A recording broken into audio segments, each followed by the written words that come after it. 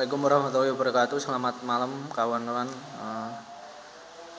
Kami dari kelompok 4 Sistem Politik Islam mohon izin memaparkan materi yang kedua yang berjudul Sistem Politik Dinasti Safawiyah. Saya sendiri selaku moderator Muhammad Ahsan Wiraida dan 6 kawan saya yaitu Muhammad Badrus, Muhammad Iqbal Farudin, Muhammad Tasbihu Najmi Said, Muhammad Aji Sodikin, Niken Nawangsari serta Sarah Fitria Ani Susanti sebagai pemateri. Kepada pemateri silahkan memaparkan materinya. Baik, saya akan menjelaskan lahirnya dinasti Safawi. Jadi kerajaan Safawi bermula dari gerakan yang berdiri di Artabil, sebuah kota di Azerbaijan.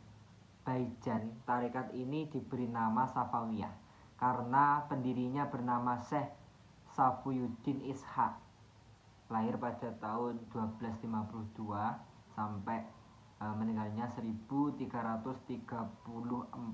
Seorang guru agama yang lahir dari sebuah keluarga Kurdi di Iran Utara.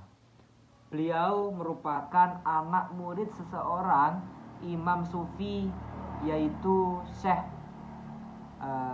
Zahid Kilani pada tahun 1216 sampai 1301 dari Lahijan Safi al-Din.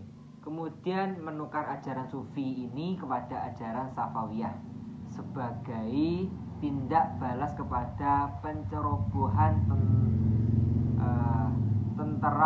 tentara Mongol di wilayah Azerbaijan. Pada mulanya gerakan tasawuf Safawiyah ini bertujuan untuk memerangi orang-orang ingkar dan golongan ahad al-bid'ah. Namun pada perkembangannya gerakan tasawuf yang bersifat lokal ini berubah menjadi gerakan keagamaan yang mempunyai pengaruh besar di Persia, Syria, dan Anatolia. Di negeri-negeri yang berada di luar Ardabil inilah Safi al-Din menempatkan seorang wakil yang diberikan gelar khalifah untuk memimpin murid-murid di daerah masing-masing. Sistem pemerintahan Safawiyah. Kerajaan Safawi memiliki pola pemerintahan yang teokratik. Para pemimpin bukan saja mengaku sebagai keturunan Ali, namun juga sebagai titisan Imam Syiah. Kerajaan Safawi pada saat itu menganut sistem penunjukan langsung dalam memilih pemimpin. Pergantian ini terjadi apabila seorang ayah wafat, pimpinan tarekat yang dipimpinnya akan diambil alih oleh putranya. Hal ini sudah menjadi tradisi turun-temurun dalam sebuah tarekat. Penunjukan secara langsung ini mengikuti konsep yang diterapkan oleh Imam Syiah. Penerapan sistem pemerintahan ini pertama kali dilakukan ketika meninggalnya Imam Junaid, pimpinan tarekat Safawiyah yang kemudian diganti oleh putranya yang bernama Haidar. Suci dan patrimonial. Sebagaimana telah dipaparkan di awal tadi, bahwasanya sebelum dinasti Safawi diresmikan sebagai sebuah kerajaan telah dipimpin oleh beberapa orang raja. Yang menjadi tujuan semula gerakan ini adalah untuk memerangi orang yang ingkar dan memerangi golongan ahli bid'ah. Murid-muridnya tarekat itu lama-kelamaan telah bertukar menjadi tentara yang teratur lagi fanatik dalam kepercayaan dan menentang yang selain Syiah.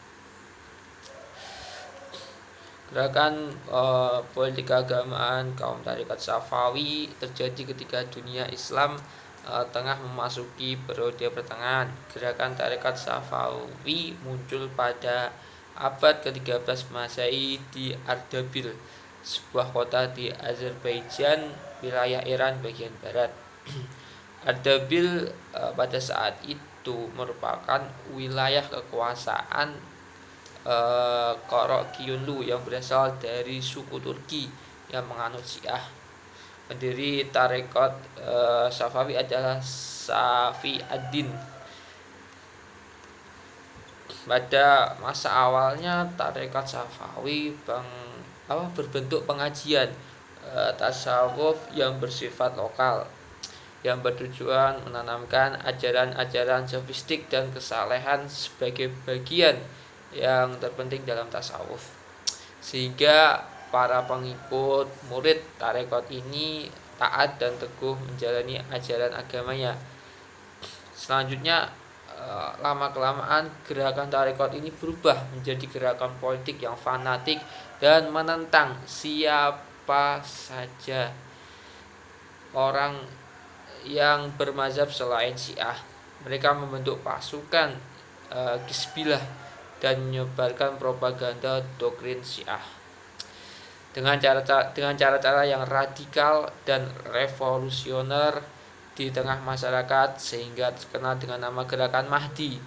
Tujuan gerakan Mahdisme untuk menegakkan keadilan sambil menunggu kedatangan Imam Al-Mahdi Al-Mu'taz sebagai penegak keadilan.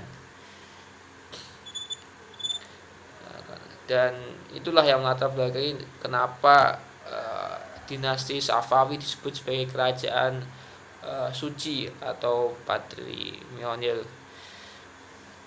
Baik, untuk materi yang keempat yaitu kontroversi ideologi dinasti Safawi. Ekspansi Safawi dan penetapan Syiah sebagai ideologi kerajaan pada akhirnya memprovokasi tetangganya yang Sunni, khususnya Turki Utsmani. Dinasti Safawi ingin memperkuat kekuasaannya dengan menyebarkan paham Syiah ke berbagai wilayah. Pemimpin Safawi setelahnya pada umumnya juga menetapkan kebijakan anti-Sunni. Dalam rentang waktu yang tidak terlalu lama, murid-murid tarekat fanatik dalam kepercayaannya mazhab Syiah dan penetapan setiap orang yang tidak bermadzhab Syiah. Sekian, terima kasih.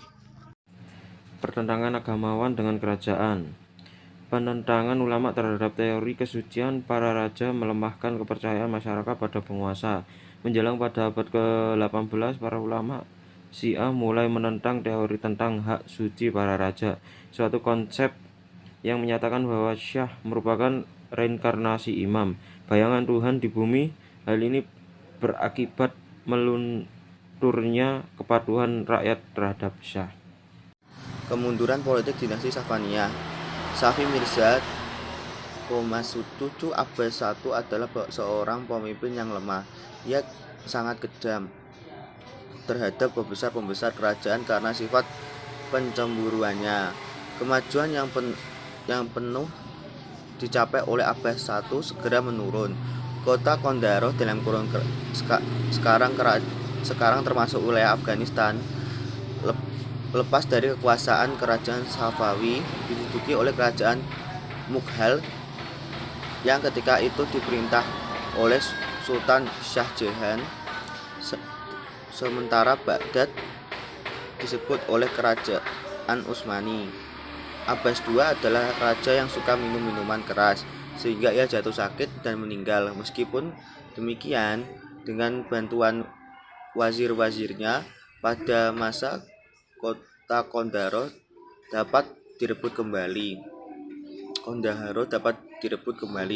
Sebagaimana Abbas II, Sulaiman juga seorang pemabuk. Ia bertindak kejam terhadap para pembesar yang dicurigainya. Akibatnya rakyat bersikap masa bodoh terhadap pemerintah. Ia diganti oleh Syah Husain yang alim. Pengganti Sulaiman ini memberi kekuasaan yang besar kepada para ulama Syiah yang sering memaksakan pendapatnya terhadap penganut aliran Sunni. Sikap ini membangkitkan kemarahan golongan Sunni Afghanistan, sehingga mereka berontak dan berhasil mengakhiri kekuasaan dinasti Safawi. Sekian dari saya, terima kasih.